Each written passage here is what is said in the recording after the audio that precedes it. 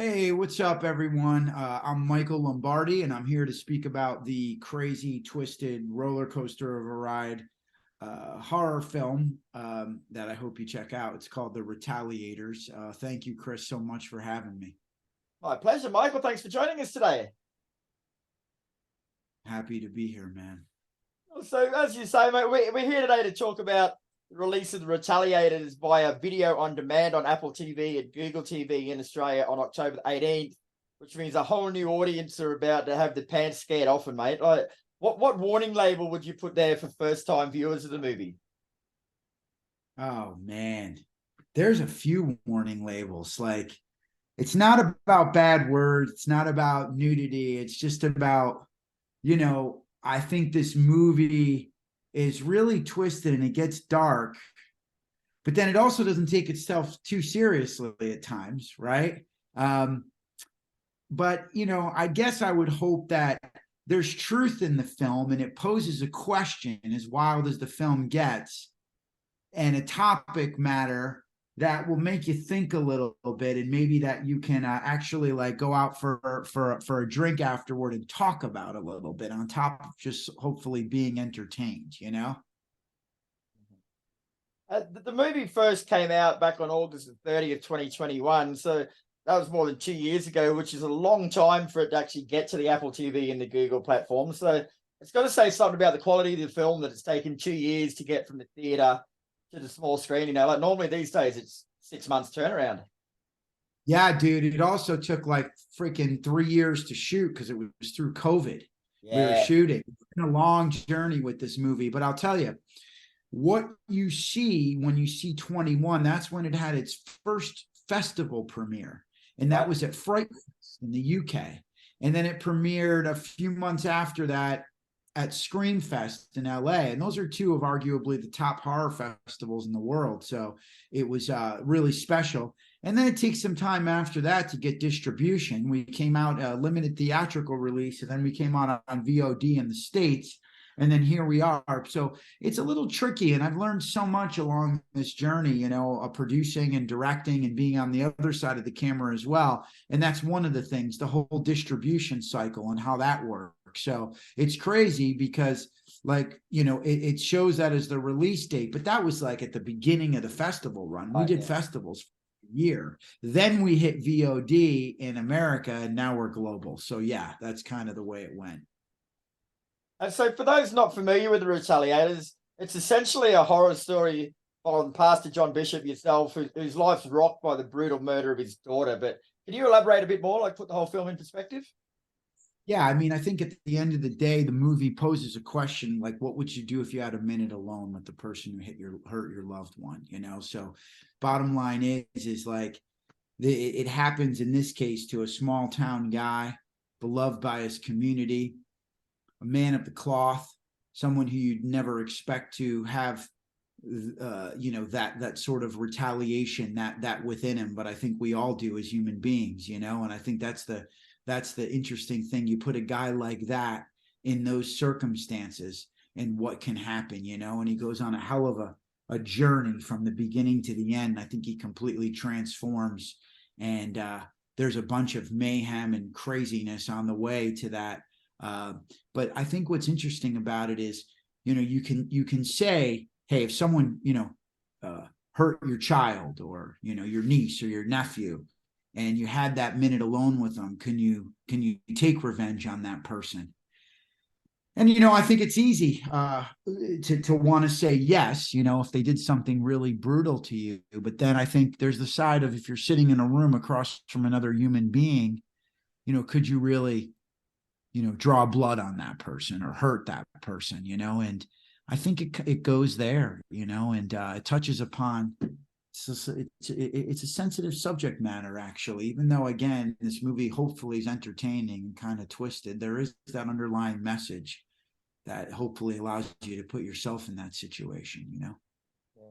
Like you say, like, there's so many people out there like that they've got the macho and the bravado, and they're always like, "Give me 2 minutes alone with that guy, and I'll kill him." But the way the movie pans out, like it really does ask that question, and it makes you question yourself whether you would be able to go through with it or not. But after so much time with you sitting with it, bro, like, do you think you'd be able to if it happened like you in person? You know, so I have two boys, so it certainly helps if you have, you know, a child. Girls side. On, yeah, and you know, it also, but again, even if you don't, I mean, people can relate to that with their freaking pets, right? Or a niece or a nephew. So you know, I've been asked this before, and it was the first run of the film, which was a while ago. I haven't even talked about the movie a ton recently, which is why this is so beautiful too, to have a different perspective on it. And you know, man, it's interesting because life is tricky, right? And life is tough. We're all dealing with a lot at all times. So I think at certain times in my life, I can answer that question and say yes. This is crazy. I'm being pretty honest here. And then because it's a crazy answer, not crazy that I'm being honest, but you know, I think the answer could be brutal. But I think, you know, depending on where you're at in your life, and you know, again, not with your frustrations or your struggles, but your happiness, your ups, your downs, you could be, you know, when you're down and certain things happen to you, you might really be in a situation where you're like, you know, I don't like people, maybe. So if someone hurt my kid, yeah, I want to answer yes. I would be able to do that, you know, at this time. But there are other times where I was like, I don't know, man. But for me, yeah, I think I could, you know. It's weird. The character, I yeah, like goes. I like the way you put your glasses on when you say yeah I could. It's like even looking like this, I could. That's pretty funny. I didn't even mean that. You know what's crazy? Like I could tell you this. Uh the story, you know, was written by the Gear brothers, who are great friends of mine. And, you know, it's how this all came about is kind of twisted. I used to write music with them. I had a record deal back in like 2009, 10, 11 with MySpace Records. I don't know if you remember that label. They're pretty old, but so I'm an East Coast guy in America. I live in New York, but I used to go out to LA often, and my music manager was like, you have to go write music with these guys. They're incredible. And it was Darren Gear, and our tastes were so aligned musically and creatively. I hadn't spoken to him in a long time, from when we used to write music. And I reconnected with them because I was doing a charity event, and a song we wrote, When Heaven and Hell Collide, it was called.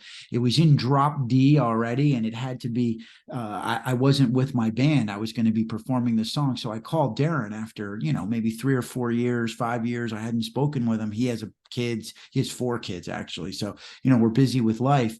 And I was like, hey, Darren, man, I'm how are you? But I'm going to play this song, When Heaven and Hell Collide, dude. I remember that when we wrote it on. What do you think? Will it be too muddy if I try to, you know, this band, they're not my band. And what have you been up to? And he's like, oh, my brother and I have been writing screenplays. And I said, send them to me. And it was the Retaliators. Wow. And read it.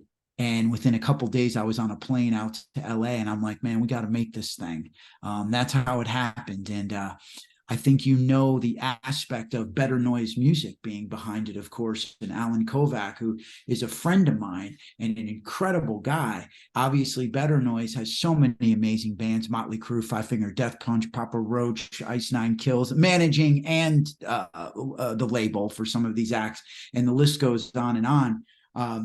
And Alan, get this, serendipitous and crazy. Alan attended that charity event that I sung the song at, Oh wow. and in friends.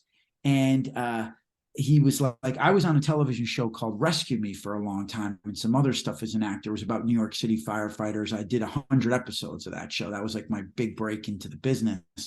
But anyway, he was like, you know, we got to do something together someday. And I'm like, oh my God, I would love to.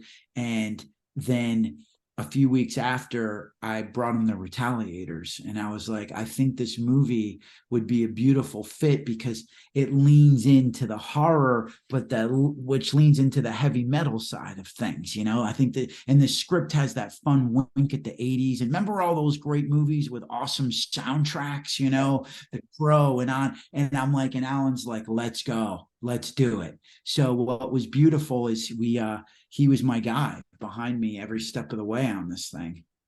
Awesome story. Yeah.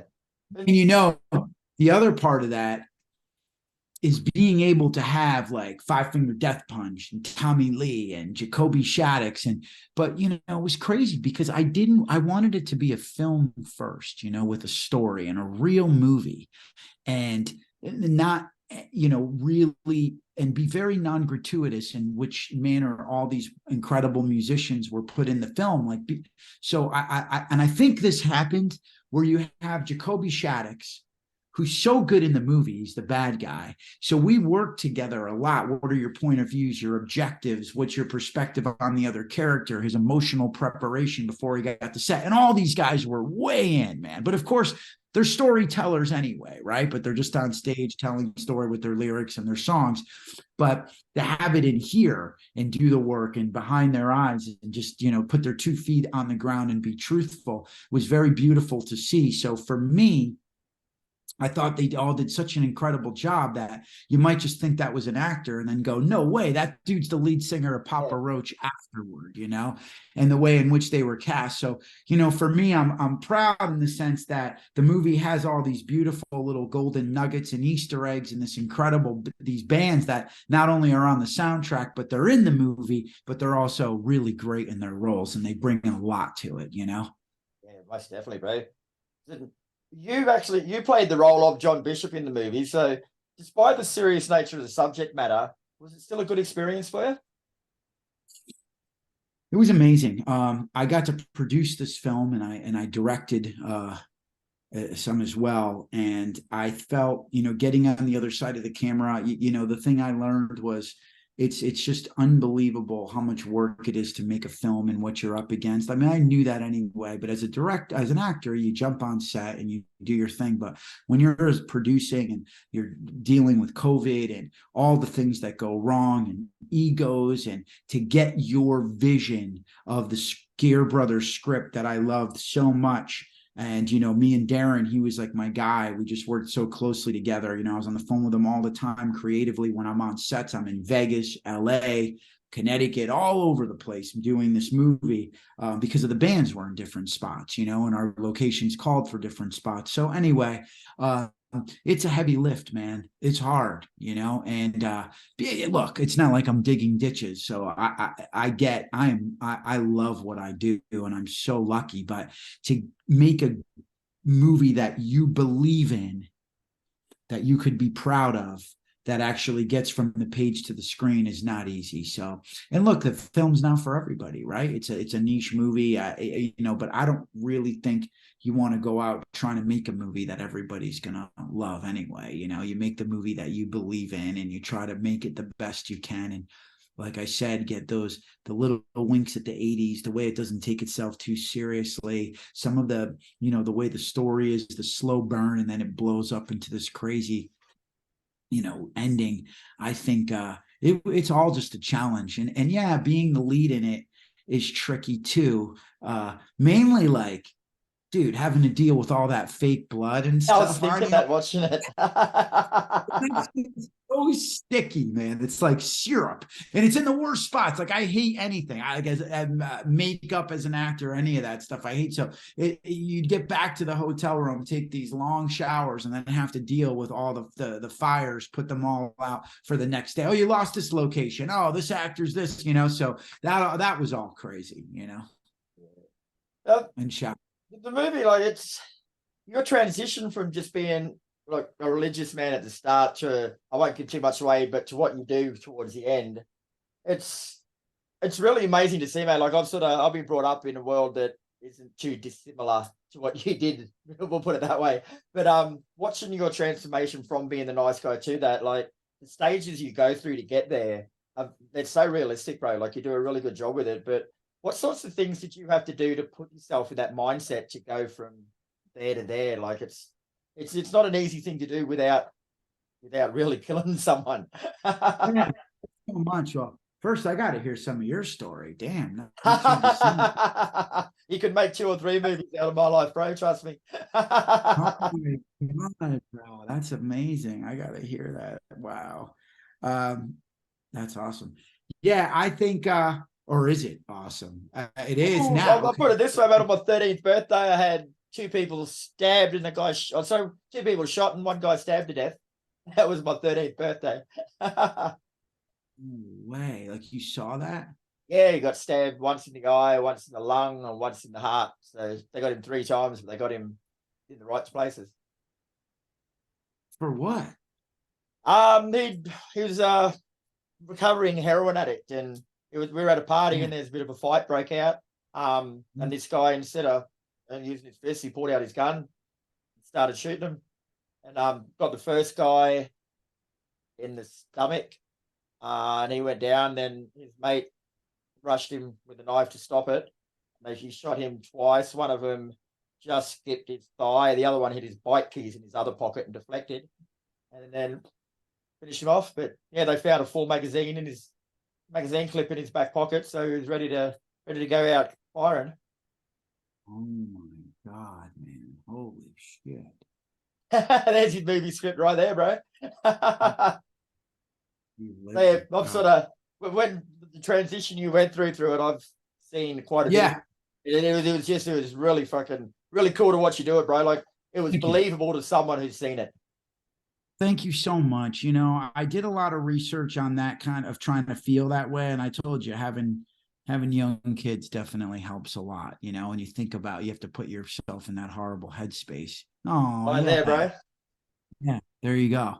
So, you know, I think that makes it easier in terms of trying to go. It's not easy to go to that place, but if you use your imagination and you think about that and how much our children mean to us. But again, if you don't have a kid, you can still go there with a niece or nephew or anything you love. But you know what was interesting, man, is I watched this YouTube video, like just early on, just in playing with the idea. It's one aspect. There were many because you try to build from every angle to make it truthful. You put it all in you and then you let it go. Like you don't want to like throw it up on screen and be too, you just have to try to get it in you. And then, like I said, just put your feet on the ground and be there. But anyway, this guy was in court, the surreal life. And he literally looked like if you were to cast a caricature of like a math teacher, right? Like, I mean, the skinny sort of like guy, and he's there and he had like, you know, big glasses, and he was just very skinny looking guy, not intimidating at all. Okay. And he had a moment, the police, the court police were on each side of him, and they brought him up, and he had a moment with his daughter, with his son's killer, and he got to tell him how. And he went up to him, and all of a sudden, he just dove, and he had a pencil, and he started screaming, and this howl that he let out from within, this animalistic like it was so. It was scary, right? It came from the depths of his soul. Didn't even sound human. It wasn't scary like I'm gonna. It was like, and he dove at the guy, and they had to pull him back, and that was my first sort of toe in the water of like, whoa, seeing that animalistic caveman mentality of going after the guy who harmed his son was my first, as I said, step into like this role and what that meant to him, and that sound that he made when he went after him, you know. And he didn't care. He was in court, right? What happened to him? So yeah, that was something.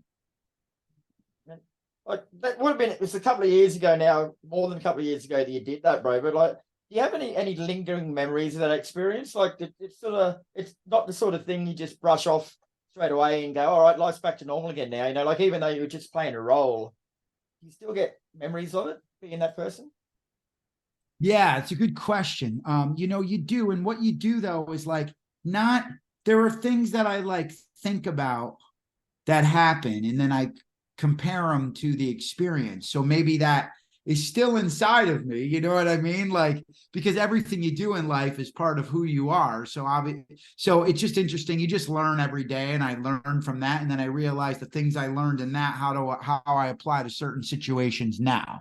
Yeah. So it's not like, you know, I've been in any situations like that or had to deal with that kind of emotion, but I still think about it often. Yes. Good, right? Because it's inside of you, right? You know, it's a crazy, the writers of this film, something happened to them, you know, in real life that inspired them to write this movie. The movie was sort of like a therapy for them. So even though the story of the film is different than the thing that happened in their life, the concept of what would you do if you had a minute alone applied to something that really happened, which they openly talk about. The story's crazy, and it's so the thing that's crazy is there's so much truth built into the words, even though it's this entertaining, fun, twisted film. Because it's truthful, it should hit you in the right spots. Hopefully, if we did it right, you know. Yeah, I watched your interview where you described the situation that inspired the movie, and it was harrowing, harrowing.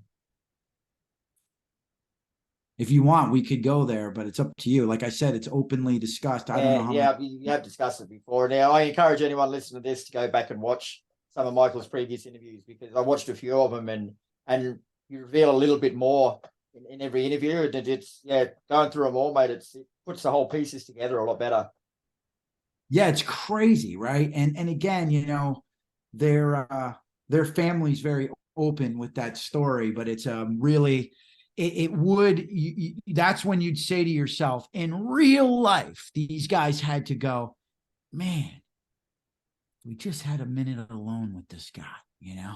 And then that it struck them, and then they, because they're so creative, they put it into their writing, the concept. But it's They wild. did well. It is. It's a lot. Yeah. So Yeah. the other reason, of course, as we've alluded to before, that we're talking about Retaliators, one which elevates the movie to one of the best horror movie soundtracks of all time, mate, is a theme of where heavy metal and horror combine, mate. It's honestly the best movie soundtrack since Judgment Night in 1993, I reckon. That's sick. You know why? Dennis Leary's in that. And It's a good movie, and the soundtrack is great. dude, it's awesome. And you know, I was on a show with Dennis Leary for a long Oh, time. wow, that And would be awesome. yeah, it was called Rescue Me. It was about New York City firefighters. I did 100 episodes of the show, and he was like the main guy. And it was like his firehouse, and I was one of the guys, you know, in his crew. So we all had our own stories lines. I was a series regular in it, blah, blah, blah. But anyway, what I'm getting at is that Dennis, I didn't realize how much I learned from the guy, actually, because I was pretty young when I started on that TV show, and he's a producer, and you know, he writes. So during that experience with him of like 7 or 8 years by his side in that TV show, here he is starring in the show, but also the creator of it and the producer. I was able to put myself in his shoes in this process when I'm producing, directing, and starring in this, and just how much goes into it. It's a labor of love, you know. And it's funny how you know what everybody, like what the crew member is, what actor's a pain in the ass, who's this, you know, like. And what I mean by that is like who gave an attitude to this person. You know everything that's going on, and you know who your team is and who's really strong and who you want to work with. Again, it's a crazy trip. But yeah, Judgment Night, the soundtrack was sick. And I mentioned The Crow earlier. Yeah, so Yeah. that element of music is so wonderful in this, you know? Yeah. I like you said before, man, like some of the bands include there's Papa Roach, The Who, Asking Alexandria, Tommy Lee, Five Finger Death Punch, and more. Like a lot of those actually act in the film too. So you've got Tommy Lee, there's Jacoby Shaddix, there's Ivan Moody, Spencer Chalmers, Craig Mabbitt. Like they all had actual parts in it. Which it's a fresh and really cool idea, mate. But normally only the songs are actually on the soundtrack, but using the actors, and like you say, watching through the movie for a metal fan, it's like it's to spot the actor, and what they're doing.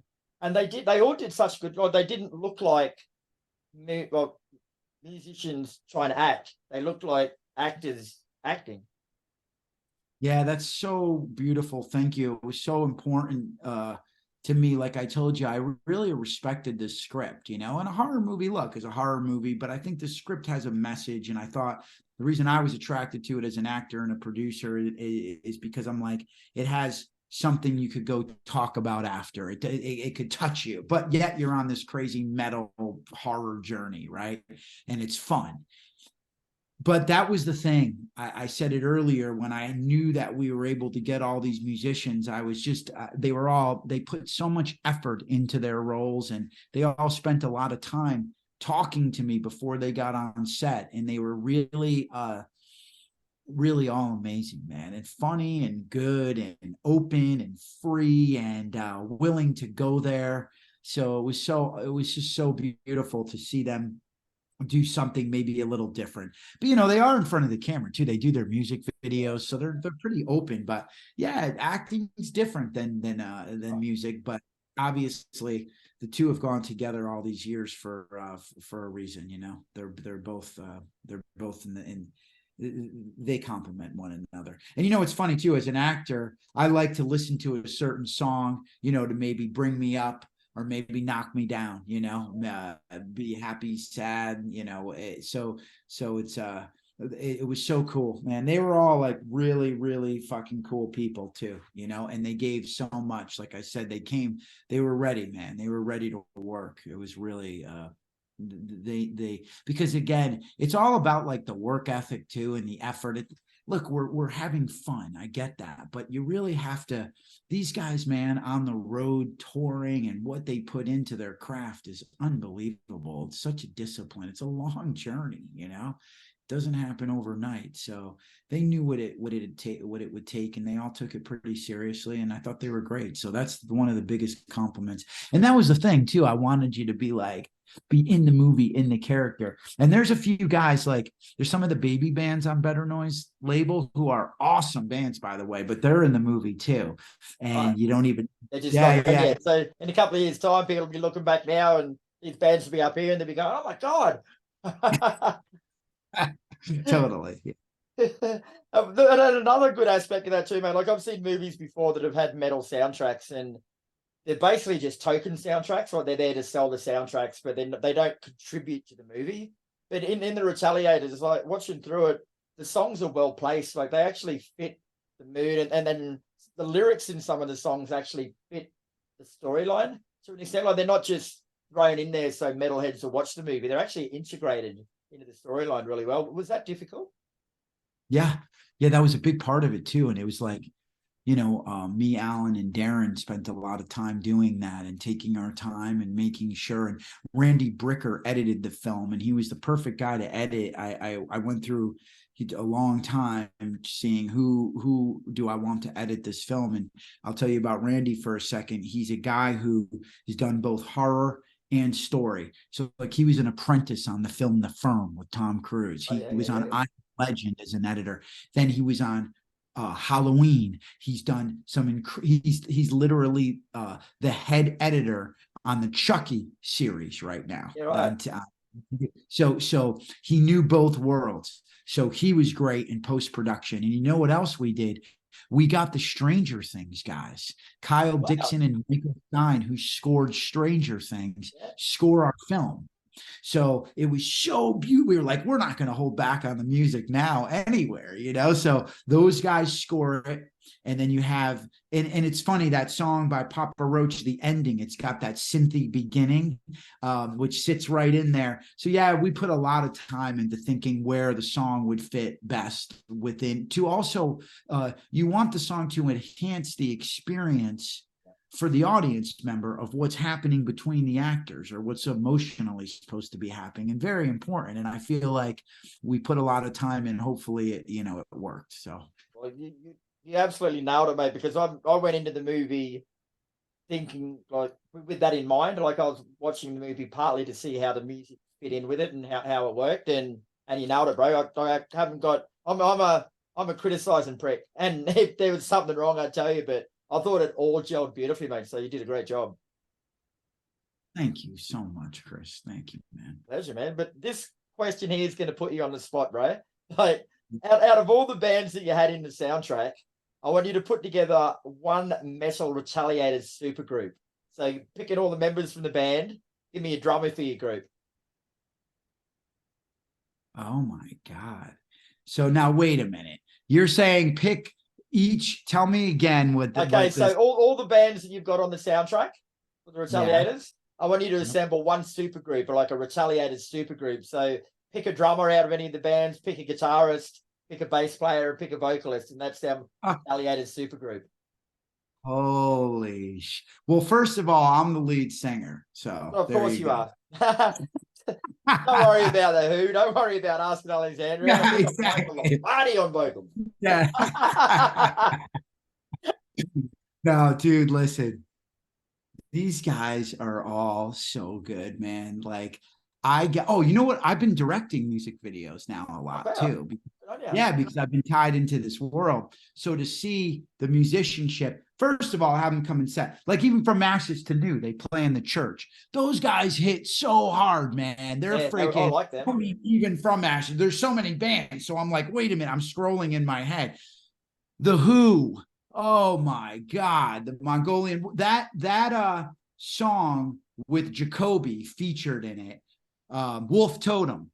Holy cow, that song is so good, and that band is unbelievable. You know, I ended up doing a little documentary on the Who subsequent to the film. It's on YouTube. It lives on YouTube. It's like a 3-episode mini doc. Not that I went and shot them. I used existing footage, and I talked where they talk about their instruments, because I was so intrigued by these guys. So they're absolutely unbelievable, and I got to see them live since, and I got to see them do the music video with Jacoby. Five Finger Death Punch, Jesus, those guys are incredible. I've seen them live a bunch of times. Ivan's so good in the movie, so is Zoltan. Yeah. And Chris Kale, the bass player, and Andy, the guitar player, unbelievable. Let me think. God, man, I know all these guys so well, probably better than they know me, because I've been following them, fanboying out on them all, right? And you know who's really great too? There's a band called Eva Under Fire, and they're really starting to blow up. And she opens the movie, Eva Marie, in the van, and she I thought incredible in the movie, incredible woman. I just saw her play at Sirius XM. Her vocals are unbelievable. So I could go on and on, man. Like I really, and I mean this because you put me on the spot, but first of all, I have the vinyl. You've got to see the vinyl that we made for this movie, because it has this 80s throwback feel. I got to send you one. Yeah. It's a double vinyl, like blood splat, 2 posters, all the bands, because the Stranger Things guys, because the Stranger Things guys themselves, Kyle Dixon and Michael Stein, sell tons of vinyl just with their scores. That's how, so they have some, we have a couple tracks of the scores on there. So like all these songs, and I watched them so much in post-production where they belong. They've all the bands have made such an impression on me, and it's really hard to pick one, because I don't think I could love one without the other, because the way they all came together for this movie, if that makes sense. They're all so important to it. And if we only had like 3 musicians, I don't think it would have been the same. We had like 8, which scared me at the beginning. It's too many. What kind of movie is this going to be? But I think it all happened to work. So now it's like, wow, it was a good thing we had that many, you know? And again, every band is also on, every musician in the film is also on the soundtrack. But I don't know, man. I don't know if this kind of formula or this recipe, it's all baked into the cake, and the cake seems to taste all right at this point, you know? And look, like I said earlier, the movie's not for everybody, but hopefully, whether you're a fan of the band and that's why you go see the movie, or you're just a horror head and you're into the movie, maybe you'll be attracted to some of the bands because of it. Hopefully it's sort of this symbiotic thing, and we're not just milking off the bands, you know? My recording's going to run out in 4 minutes, so I'm going to have to make this the last question, unfortunately. But what's like, as I was saying before, man, like I've been involved with that scene before that you're talking about in the movie and with bike clubs and stuff like that. And like after seeing the end of the movie, like I know it does end definitively, but you're gonna have bike clubs come chasing you for what you did in that movie, man. Like, is there going to be a Retaliators 2 based around that? Dude, you know, we're fortunate enough, we've gotten some pretty good reviews within our genre, right? Yeah. I can help you write that script if you want, bro. Like if you're going to incorporate the bike clubs into it, dude, there's so many places to go with this, and we've got we've got a script, not scripted, but like sort of bullet pointed out. And the idea is to make another movie. You hope that people like this one. So within our genre, we're opening that path to hopefully be able to do another one. Yeah, it would be a hell of a fun ride, and what a gift to do this. So anything beyond this would be amazing, you know. But we do have some more twisted places to go. That's for yeah, sure. you have to, bro, because that second bike club where old mate was from in the wheelchair that got killed, they're coming looking for revenge, bro. You're not getting away with that. Yeah. That guy was great. That was a fun scene, wasn't it? Twisted. Yeah, putting He's his got mouth on the exhaust pipe, knocking his teeth out. Like that's brutal. I liked What did it. he say about the drugs? He's like, it's whiter than Snow White's ass or ass cheeks or something. That's a great line, man. Very good. All right, Michael. Thanks very much for your time, mate. It's been an absolute pleasure talking with you. The Retaliators is out on Apple TV and Google TV in Australia on October 18th. And I recommend whether you like movies, whether you like music, or whether you like to be made to think, check it out. She's a pearler, man. Thank you, Chris. Be well, brother. Appreciate your time, man. Take care, mate. Hopefully you make it out to Australia one day and we get to catch up and have a beer, bro. Dude, now that would be awesome. Enjoy your day, my friend. See you, brother. Be good, man.